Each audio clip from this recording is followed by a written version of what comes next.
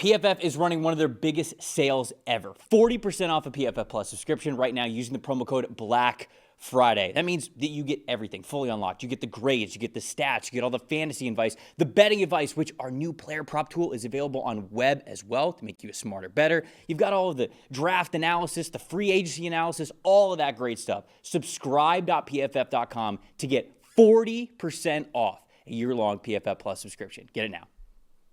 Falcons and the Saints. New Orleans hosting this one. We've talked about how dangerous this team can be when they are in New Orleans, and they'll have an opportunity to take on a Falcons team that no longer has their starting quarterback in Michael Penix. He's going to have knee surgery, and it's going to be a full reconstruction on that ACL once again for him. It's the third ACL surgery that he has had in his football career, and he's going to be out at least 9 months. So that'll probably take him into next season as well, unfortunately. But for this matchup here, you want to talk about the Falcons or the Saints? I'm going to go with Kirk Cousins in this Falcons offense. And, I have major concerns about it, obviously, with Cousins out there instead of Penix and with Drake London likely out this week. So, of course, how are the Falcons going to want to win? They're going to want to run the football, right? Bijan Robinson, Tyler Algier, how far can that take them? The problem I have with Cousins, and even more so than the lack of vertical threat in the passing game when they have to drop back and throw it, is that there is such a lack of vertical threat, and there's a big disrespect towards Cousins now because of it. This goes back to last year, that it's affecting the Falcons' running game. Now, I'm not going to tell you I have a huge sample on this, right around 35 carries, but when Kirk Cousins is on the field, the Falcons have a 48.3 rushing grade and 3.4 yards per carry. When Michael Penix is on the field, they have an 88.6 rushing grade and 4.6 yards per carry. The fact that boxes, and especially without Drake London now this week against the Saints, the fact that all the boxes start to get loaded and teams get in man-to-man coverage, as I've told you, then the receiving core without Drake London, they're basically the Cleveland Browns. That's how bad the rest of the wide receivers have been this year.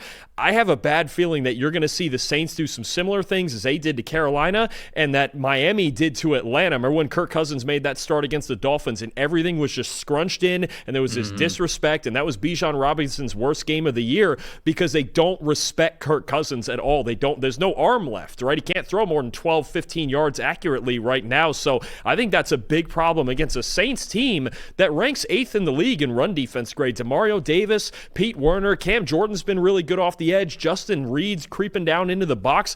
I think this is a real problem. It's that Kirk Cousins, it doesn't just affect you vertically and in the passing game, it affects your running game because teams are not afraid of Cousins and his ability to throw the ball downfield.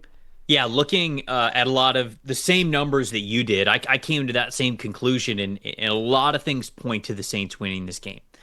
However, Tyler Shuck, 4 big-time throws, only 1 turnover-worthy play so far this season. It's very good. I'm not taking anything away from him, not trying to curse the young man. However, he is a rookie quarterback, and I have watched rookie quarterbacks start well, and then the roller coaster begins. And I feel like that is every rookie cornerback's journey.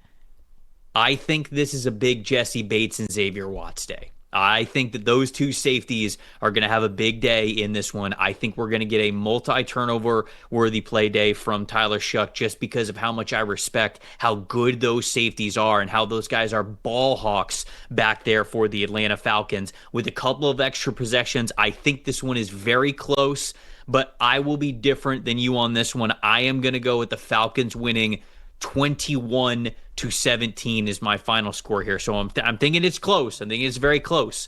But if we do get multiple turnover-worthy plays from Tyler Shuck, then I think the Falcons can win this one. But if Shuck is able to have just 0 or maybe 1 turnover-worthy play, then of course a lot of the other data points to the Saints winning this one. But I feel like the up and down roller coaster of being a rookie starting quarterback is coming, and I like these two safeties that the Falcons have. So I'm going to say the Falcons win this one. I think you're onto it there with the key being Shuck against this Falcons defense. I actually think it's about his ability to deal with pressure coming off the edge, especially from the 2 first-round picks, James Pierce Jr. and Jalen Walker. Those two have really come on lately. Tyler Shuck in a clean pocket right now, 88 passing grade. You can live with that for sure. Under pressure, only a 40. How can he deal with pressure in this game? Like you mentioned, will he live to play the next down, or is he going to turn the ball over? If he turns the ball over, you're right, the Falcons are going to win. But if he can handle himself okay under pressure, kind of like he did against Carolina, there was some moments where he had to step up in the pocket and make big throws, and he did that. If he can do that, I think the Saints win win this game. Games between these two are always weird. I'm going to go with the home team in the Superdome. Saints